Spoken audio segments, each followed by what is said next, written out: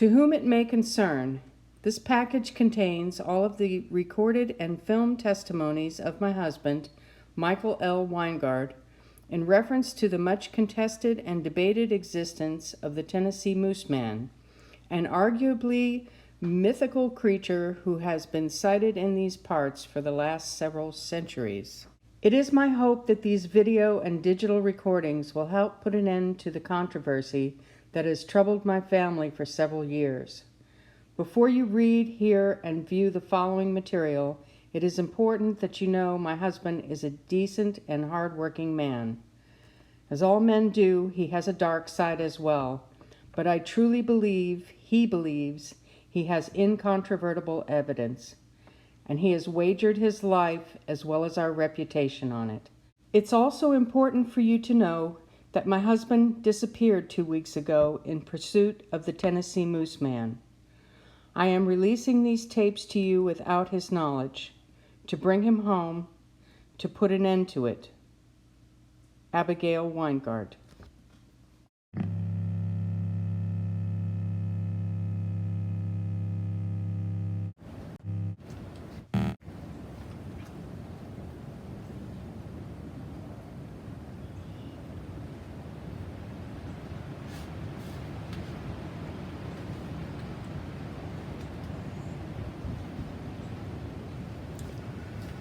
Okay. This is probably the last time I'm going to talk about this.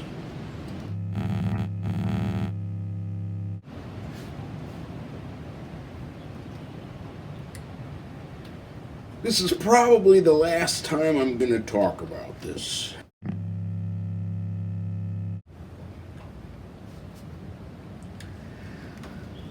This is probably the last time I'm going to talk about this because, well, I'm pretty sick of it, quite frankly. I'm just tired of people coming around, taking pictures of me, taking pictures of my kids, taking pictures of my house. People around here like to be left alone. You know, my neighbors, I mean, I don't have a lot of neighbors, but the people who live around here, they don't like people coming around here either, taking pictures and asking dumb questions. So the Tennessee Mooseman. The Mooseman has been a legend in these parts long before it was even called Tennessee. First known explorer around here was from Spain. It was Hernando de Soto. Hernando de Soto, a conquistador, was the first European explorer in the late 1500s to arrive in what would much later be known as Tennessee, and he claimed the land in the name of Spain. In his journal, one of de Soto's scouts described seeing a herd animal standing on its hind legs, watching the party defiantly crossing his large arms. The land was originally settled by the Cherokee and Chickasaw tribes. Almost 150 years later, in 1714, Charles Charleville built Fort Lick and traded furs with these local tribes. A curious painting depicts an image that scholars have debated for centuries. After the Revolutionary War, Tennessee became part of the United States. But in 1776, it was Fort Bean that was the first permanent settlement in Tennessee. That was William Bean and Daniel Boone. Boone and Bean, Bean and Boone. In the late 1700s, William Bean and Daniel Boone established Fort Bean and would go off on long hunting excursions together. On one of these excursions, Boone claimed to have shot one of these creatures. But years later, on his deathbed, Bean said Boone was a drunken liar. Bean drew a sketch of the beast, which is the earliest rendition on record. And I was out on a nature walk with my boys.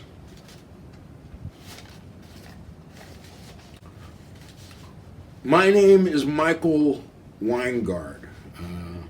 I know I wasn't born here. I moved here when I was a child. I'm from the East Coast. My father was from the East Coast. He was a failed businessman on the East Coast, and my mother, his wife, left him, and he moved out here where my uncle lived, had this ranch here. He invited my father to come bring me and my brother Jake to live here with him, and Jake and I grew up working on the farm here. I went to college, but I came back here, and now I help run the place on an administrative level. We're a small farm. But we're here, and we've been here. And I would just as soon as not have had all of this attention. We would have been fine just the way we were. But I took the film while I was out. I was very surprised. So I guess what I'll do is I'll take you around. I'll show you some of the different spots where I thought I saw what I saw, and then I'll show you the footage, and then that's all there is to say about it, quite frankly. You know, do your own research, look it up yourself, I'm not kidding you, and hopefully we'll put it to rest that way.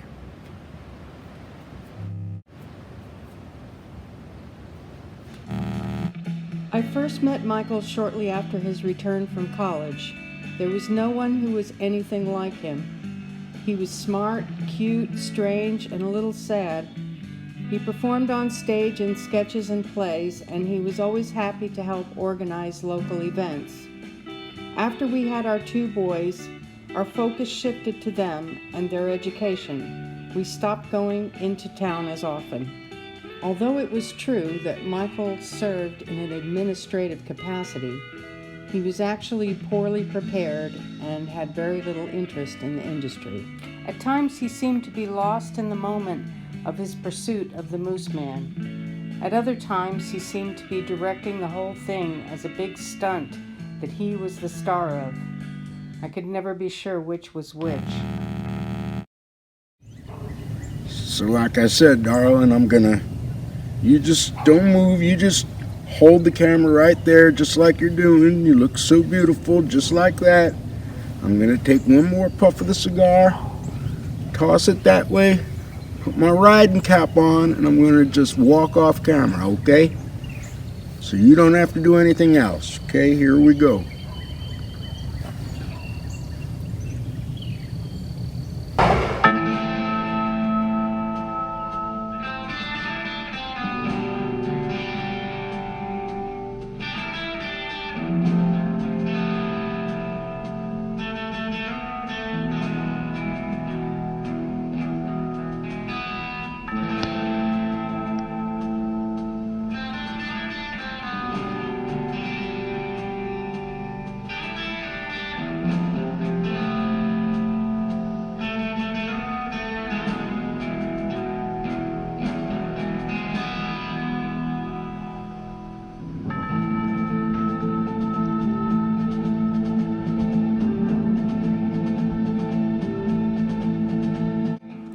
Michael also got into trouble with some locals a few times, and I had to go pick him up. He was more determined than ever to find the Mooseman. Yeah, no, people, they still come around here a lot, unwanted. They don't read the signs, and, you know, they still come right around this spot. They bring their cameras, and they decide, you know, all hours of the day, sometimes at night, they want to go in and, you know, take pictures and try to look for the Mooseman, you know, looking for footprints. The Mooseman, by the way, they've never found any footprints on the Mooseman. I believe that is because he generally prefers the high plains, but if he has to hide deep in the forest, I believe that he covers his tracks. I remember I was on a radio show about a year ago where the guy kind of tried to pick apart all of my claims, and, you know. Welcome back to Goomer and the Squib. So, I remember first hearing about the Tennessee Mooseman when I was in 6th grade. Supposedly, this creature has been haunting this area just outside of Nashville for the last 2 centuries. So here, we have to talk about it our own local expert on the Mooseman, Mr. Michael Weingard. Say hello, Squibby!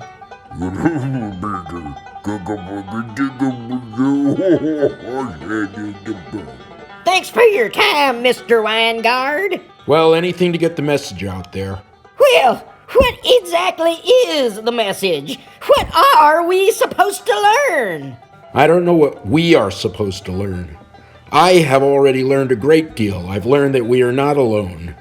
If we just open our eyes, the most unusual things are out there hidden in plain view.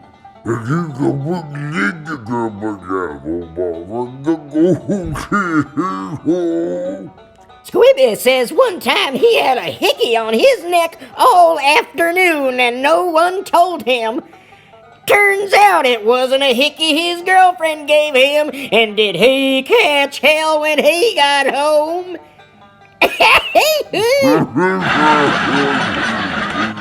That's not at all what I was talking about. It was what it was. Anyway, I started off from this spot. I left the car up here. I could drive down a ways a little bit now, but I'm sure most of it's overgrown. But the boys were about, 12 feet ahead of me. I was using my new camcorder, and it was right from this spot that I was taking the footage.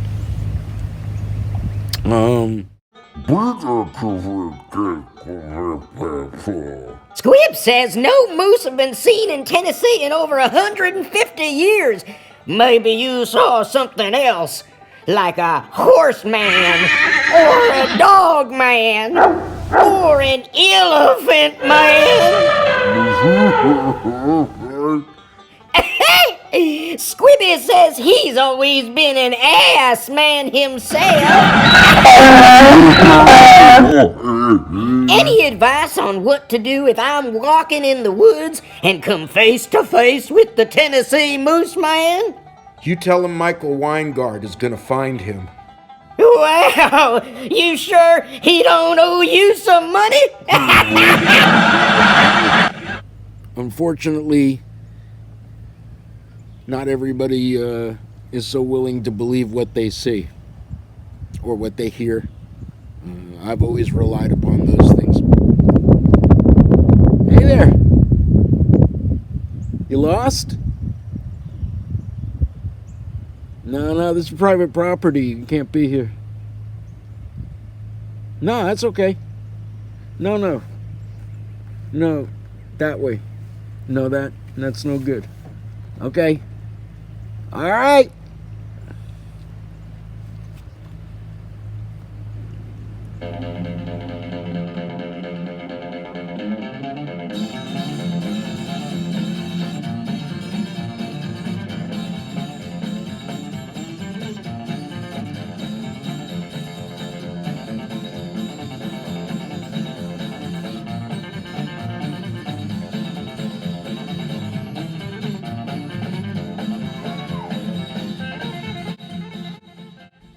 The Mooseman was a footnote to local Tennessee history as long as anyone can remember.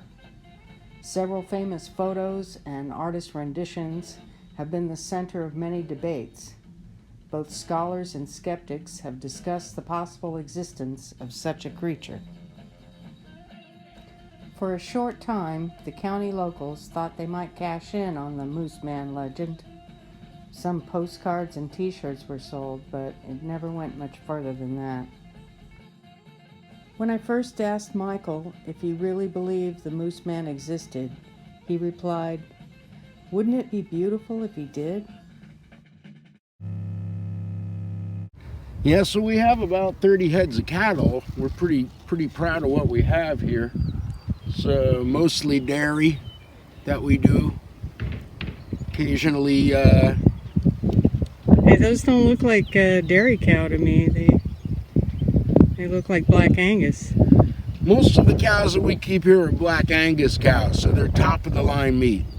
I want to focus on this this young white cow here in the back. Her name is Christine, and I think she has a personal relationship with our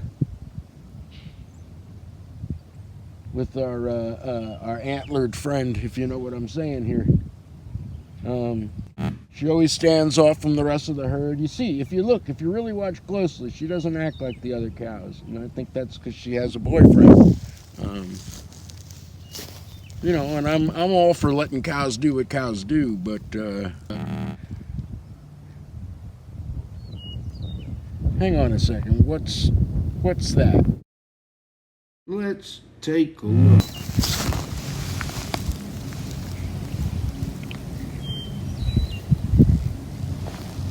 What's this? See, I see all kinds of animal hair around here. This ain't no cow hair. I'm not sure what it is. It ain't dog hair. I think I'm going to save this. Maybe send it in for further examination. So, yeah, this was the first sighting, but the real sighting, the time when I actually had the camera myself, I was off that way. No, my wife refused to be in this. My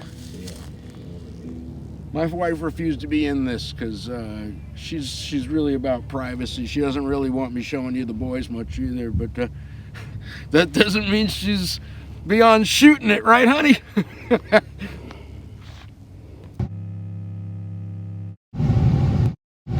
You know, we came out here a long time ago, my brother and I. We did the best we could. My father,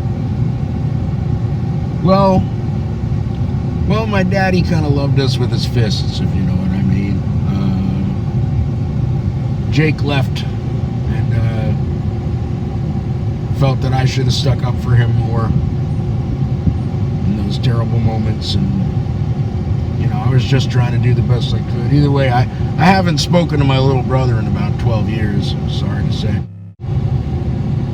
You know, so this place is all I got, you know? And I do believe that this is something that's real. I do believe that I don't know what the message is that he's trying to give us. I feel that he is watching us probably right now. One could only guess from where he may be watching. I don't know, I guess I've talked enough about it. Let me just show you the damn footage, and then, you know, if anybody has any questions about it, you know, I'll be happy to answer 2 or 3, and then the whole affair will be done. Hopefully this will put it all to rest. Sure, well, I told them that, you know, I won't do anything else about it. No, I told you we'd do this. I'll put it out there. People will see the message, and then, you know, can only put energy out so far. Eventually it comes back, or it doesn't come back.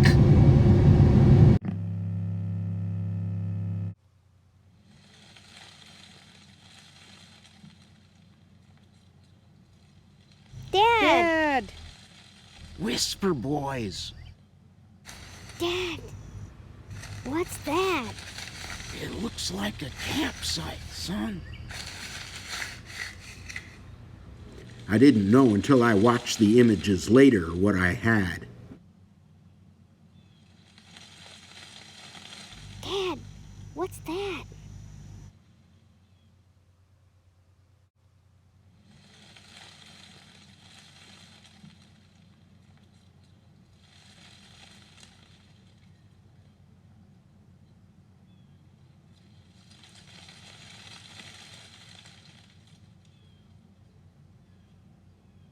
What's that?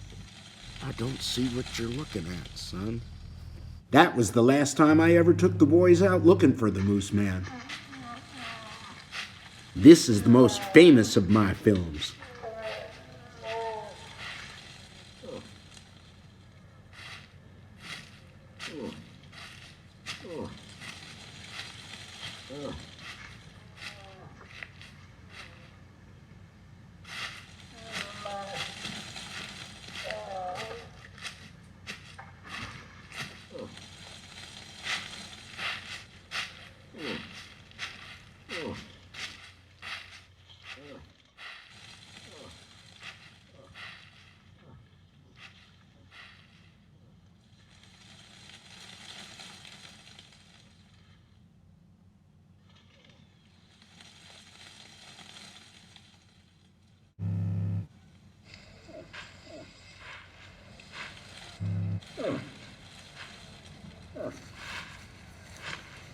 couldn't tell whether or not he was playing with me here.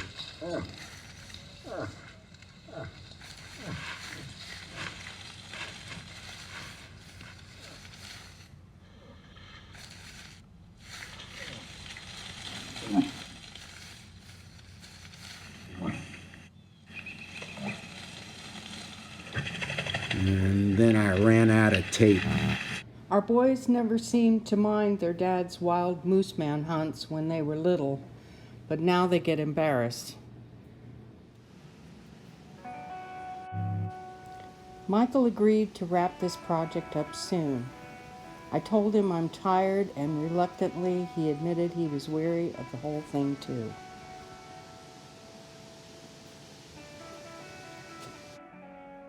Michael?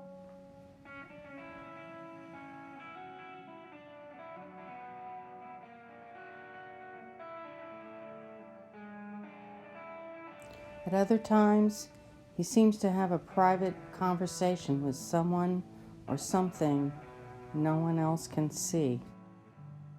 A few times he's gone off and disappeared into the woods for days at a time. He'd had a few dark nights recently and took to filming himself in the late hours.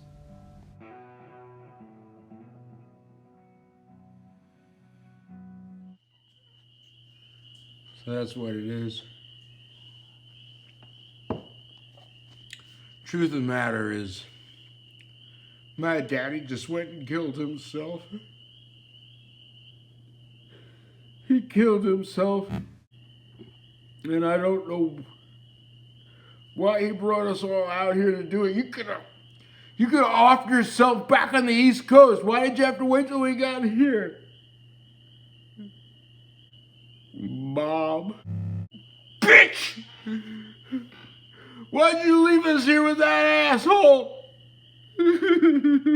Jake, I'm sorry. I'm sorry I didn't protect you from him, but I couldn't protect you. I couldn't protect myself. There's something else. There was this bit of film. There was this film, part of my film. There was that one time I was shooting and I got so damn scared. I got so scared that I ran out of the forest and I dropped my camcorder.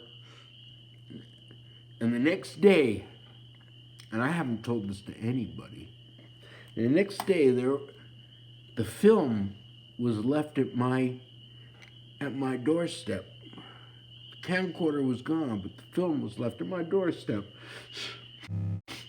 You want to see it? You want to see that film? Because I haven't showed that to anybody. This is it.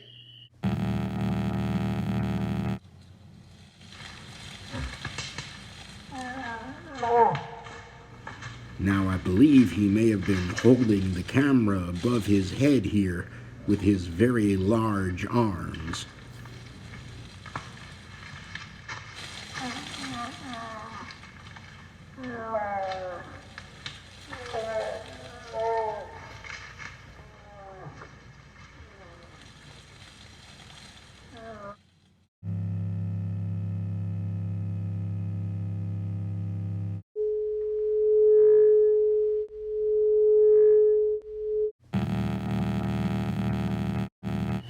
You son of a bitch.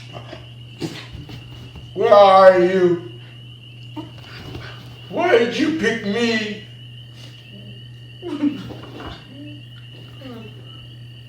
Where I didn't deserve this shit. You know, one thing my father did teach me is that you always gotta tell the truth. You know, a liar ain't worth nothing. A liar ain't worth nothing. So I know this to be true. I'd stake my whole life on it. You know, I'm tired. I'm tired of being treated like I'm some kind of a fool, like I'm some kind of a freak, like I'm some kind of idiot. But I know if I stay true to what I saw, to what I know to be true, He's watching right now. He's having a big old goddamn laugh over the whole thing, isn't he? Big old fucking joke to him, ain't it? You know? He doesn't have a wife who thinks he's crazy. He doesn't have a bunch of kids who don't understand.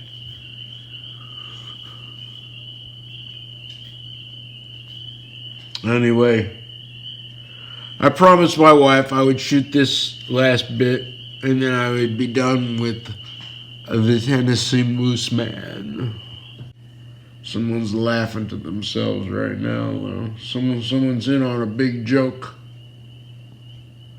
On the butt of the joke.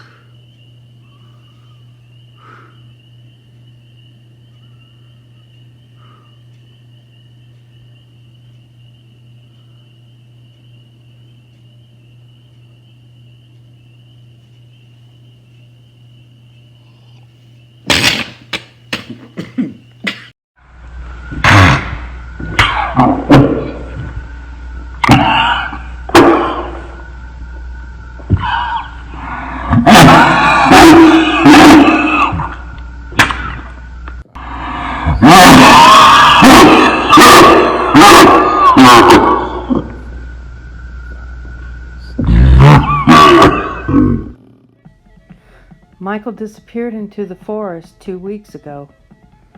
I expect he'll be back soon. I hope he will. I think everyone gets lost in the woods now and then. And some just wander, I guess.